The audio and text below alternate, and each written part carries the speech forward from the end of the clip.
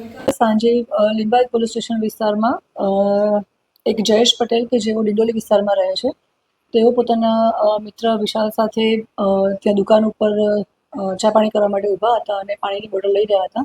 એ અરસામાં જે આરોપી છે વિશાલ ગોરખ, ઓમ ગિરાસી, વેદાંત નિકમ, ગૌરવ જાદવ, યશ ઉર્ફે ઈશુ અને રાહુલ ખેરનાર કે જેઓ ત્યાંથી પસાર થઈ રહ્યા હતા અને આ જયેશ પટેલ છે એ અગાઉ મર્ડરના ગુનામાં આરોપી રહી ચૂક્યા છે. અત્યારે જામીન ઉપર છૂટેલા હતા અને તેને જોતા જે આ વિશાલ ગોરખ અને એના સાથીદાર મિત્રો છે એ લોકોએ અંદર સંવાદ કર્યો કે આ એ જ જયેશ છે કે જેણે આપણા મિત્રનું મર્ડર કરેલું હતું અને મારા મધરને પણ મારેલા હતા.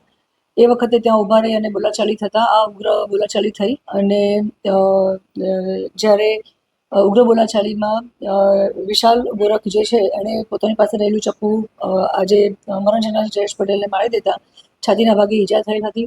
હોસ્પિટલમાં એડમિટ કર્યા હતા અને સારવાર દરમિયાન એનું મૃત્યુ થયેલ હતું. જે સંદર્ભે લિંબાયત પોલીસ સ્ટેશનમાં મર્ડરનો ગુનો દાખલ થયેલો છે અને અમારી 5 આરોપીઓને અમે એરેસ્ટ કરેલા છે. અગાઉ જે મરણ જનાર છે જયેશ પટેલ, એણે જે મર્ડર કરેલું હતું, આરોપી જે છે અત્યારે વિશાલ ગોરખ, એના મિત્રનું મર્ડર કરેલું હતું અને વિશાલ ગોરખના માતાને પણ જે તે સમયે એણે મારામારી કરેલ હતી. એ વાતની અદાવત રાખી અને વિશાલ ગોરખ વાઘે ચપ્પુથી મરણ જનાર ઉપર હુમલો કર્યો હતો અને સારવાર દરમિયાન એનું મૃત્યુ થયું હતું. મૃતક જયેશ એ નાની મોટી છુડક મજૂરી અને જોબ પણ કરતો હતો.